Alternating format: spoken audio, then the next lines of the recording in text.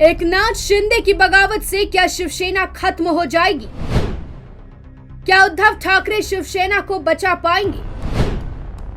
उद्धव ठाकरे के पास पार्टी को आगे ले जाने के लिए क्या रास्ता बचा है?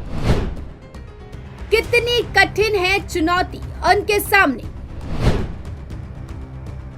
ये सवाल महाराष्ट्र ही नहीं बल्कि देश के राजनीति धरातल पर भी अहम है। इन सवालों के जवाब ढूंढने के लिए सबसे पहले राज्य और पार्टी की मौजूदा सूरत को देखना होगा। शिवसेना की अंदरूनी संरचना और उनकी सियासी मानसिकता को परखना होगा। वर्षों से ठाकरे परिवार के इर्द गिर्द ही पार्टी घूमती रही है और जिनकी बदौलत पहले भी वो ऐसी बगावतों को सफलतापूर्वक झेल चुकी है, मगर इस बार हालात अलग और मुश्किल है।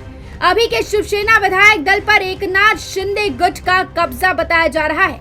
रविवार को महाराष्ट्र विधानसभा के अध्यक्ष पद के चुनाव में ये साफ हो गया कि उद्धव गुट के पास विधानसभा में बहुमत नहीं है।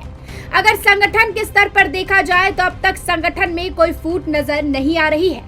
पार्टी पूरी तरह से उद्धव ठाकरे के साथ खड़ी नजर आ रही है। संगठन में जिला प्रमुख और जिला संपर्क प्रमुख ऐसे घटक हैं जिन पर पार्टी के कामकाज का दारोमदार रहता है। जिला प्रमुख और जिला संपर्क प्रमुखों में से ही विधानसभा के लिए उम्मीदवार चुने जाते हैं। हाल की राज्यसभा और विधान परिषद चुनावों में भी यही देखने को मिला कि राज्यसभा चुनाव में शिवसेना ने अपने कोल्हापुर के जिला प्रमुख संजय पवार को उम्मीदवार बनाया था। विधान परिषद के चुनाव के महाराष्ट्र के आदिवासी बहुल जिले नंदुरबार के जिला प्रमुख आमशा पाड़वी को उम्मीदवार बनाया गया था। एकनाथ शिंदे भी विधायक बनने से पहले शिवसेना के ठाणे जिला प्रमुख ही थे। पार्टी द्वारा जिन लोगों को विधानसभा या लोकसभा की उम्मीदवारी दी जाती है, उन्हें जिताकर लाने की जिम्मेदारी जिला प्रमुखों पर होती है। जिला प्रमुख पार्टी के सभी घटकों के साथ समन्वय रखता है। हर जिले में उसी के इशारों पर पार्टी के पदाधिकारी और कार्यकर्ता काम करते हैं। दूसरा सबसे महत्वपूर्ण सवाल ये है कि क्या उद्धव ठाकरे के पास शिवसेना रहेगी? सवाल का जवाब शिवसेना के संविधान में छुपा है। शिवसेना का संविधान शिवसेना प्रमुख पद पर बैठे व्यक्ति को इतने अधिकार देता है कि उसे कभी चुनौती नहीं दी जा सकती। शिवसेना के सर्वोच्च नीति नियामक इकाई है राष्ट्रीय कार्यकारिणी। पार्टी का संविधान कहता है कि यदि राष्ट्रीय कार्यकारिणी में किसी मुद्दे पर मतभेद हो जाती है तो भी शिवसेना प्रमुख पद पर बैठे व्यक्ति का निर्णय ही अंतिम होगा। सबके लिए उस निर्णय को मानना जरूरी होगा। अपने इन्हीं अधिकारों का उपयोग कर उद्धव ठाकरे ने एकनाथ शिंदे को पार्टी से ही निकाल दिया। अब सवाल बचता है शिवसेना के चुनाव चिन्ह का। ये चुनाव आयोग की संपत्ति है। 1968 का इलेक्शन सिंबल ऑर्डर चुनाव आयोग को किसी पार्टी के चुनाव चिन्ह पर फैसला लेने की छूट देता है।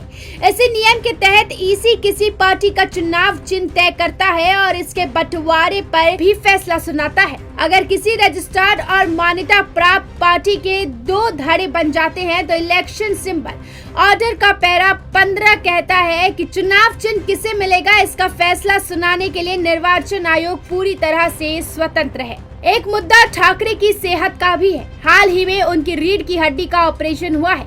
इन कठिन हालातों में वो पार्टी के लिए कितनी मेहनत कर पाएंगे, इस पर भी सवाल उठ रहे हैं। हालांकि उद्धव ठाकरे ने मुख्यमंत्री पद से इस्तीफा देते वक्त फेसबुक लाइव में जरूर कहा था कि उन्होंने मुख्यमंत्री पद छोड़ा है, जीतने की जिद नहीं छोड़ी है और वो जल्द ही शिवसेना भवन में बैठना शुरू करेंगे। इस काम में आदित्य ठाकरे महत्वपूर्ण भूमिका अदा कर सकते हैं। इस लड़ाई में पार्टी का कैडर और पार्टी के निष्ठावान शिवसैनिक कितना जोर लगाते हैं, ये आने वाले दिनों में ही होने वाले स्थानीय निकाय चुनावों में साफ हो जाएगा। जानकार कहते हैं कि निकाय चुनाव में जीत और हार से परे ये देखना महत्वपूर्ण होगा कि शिवसेना अपनी पुरानी आक्रामकता से चुनाव लड़ती है या उसकी भूमिका में कोई बदलाव होता है, क्योंकि कई जगह शिव सैनिकों की लड़ाई शिव सैनिकों से ही होने वाली है। Bureau report, metro Mumbai.